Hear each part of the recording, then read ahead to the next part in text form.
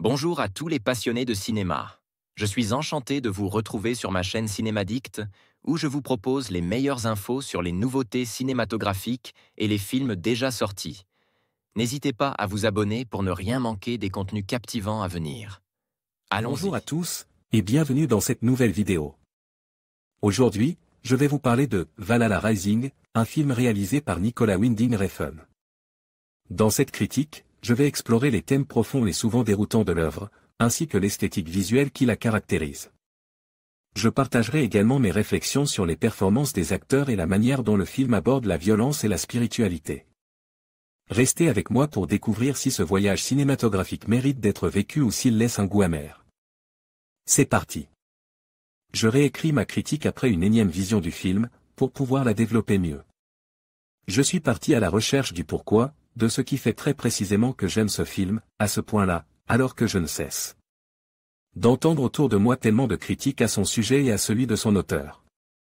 J'embarque donc une fois de plus au pays des Vikings, et ça ne loupe pas, je suis tout de suite immergé au milieu de la brume qui environne les montagnes, comme l'impression d'être assise dans un coin, juste à côté du grand Wanai, jusqu'à pouvoir entendre son souffle voire sentir son odeur. Mikkelsen, acteur absolument formidable, est ici au summum du magnétisme. Résolu à suivre son destin, s'en aller se perdre aux enfers pour atteindre le Valhalla, il écrasera tous ceux qui se mettent sur son passage. Certes, il ne parle pas, mais moi j'entends toute sa détermination, sa puissance, je n'arrive pas à détourner les yeux de lui quand il est à l'écran. En termes de jeu, il livre une prestation éblouissante. Ses comparses sont d'ailleurs tout aussi fascinés par le guerrier, il est au milieu d'eux comme une figure prophétique, et le rappelle le poids de leur propre perte imminente. Le garçon, seul qui comprend le guerrier, est comme en apprentissage, la relève annoncée du guerrier, qui retournera chez lui pour mieux revenir aux enfers, n'en doutons pas. Il est intéressant de noter qu'il y a dans ce film exactement le même plan sur les poings du guerrier qui se serre, après un combat force, avant d'être ramené dans sa cage, que sur les poings de Julian, à plusieurs reprises, dans Only God Forgive. Pour moi il s'agit dans les deux cas de l'expression d'une entrave, le guerrier est littéralement en chaîne et emprisonne, Julian elle est abstraitement, dans sa relation aux femmes et à sa mère et son impuissance. Les deux hommes utilisent la même méthode pour se libérer, la violence. Ça réussira très bien à l'un, un peu moins à l'autre, qui ira jusqu'à se faire couper les mains. Ce n'est pas surprenant, dans la mesure où tous les films de Refn sont baignes de violence. Bien que silencieux, je suis donc à l'écoute de Wanai, qui m'emmenait sur un bateau, puis droit en enfer, et la fatalité qui s'abat sur lui, je ne l'ai jamais aussi bien senti dans un film qu'ici. Il y a cette émotion qui me submerge alors que Wanai contemple le paysage qui lui servira de tombeau. À chaque fois j'aimerais qu'il décide de faire demi-tour. Plus il monte, plus il avance jusqu'au point de non-retour, plus j'ai ce poids qui écrasait ma poitrine.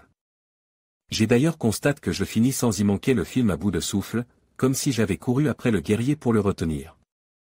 Pour ce qui est des aspects techniques de la réalisation, la photo est magnifique, chaque plan est comme un tableau, avec des couleurs vert, bleu, gris, marron, et rouge, bien sûr, sont au service de la mise en scène.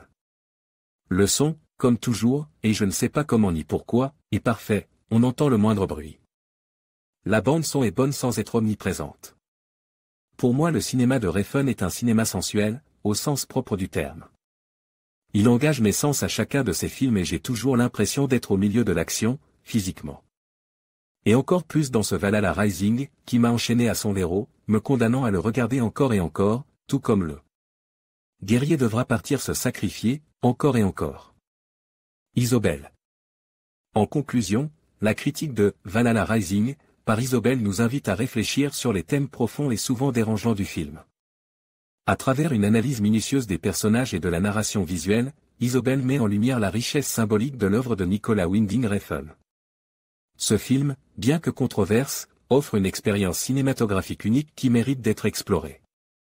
En fin de compte, Valhalla Rising reste une œuvre qui suscite des débats et des réflexions, prouvant que le cinéma peut être à la fois un art et un moyen de questionner notre humanité.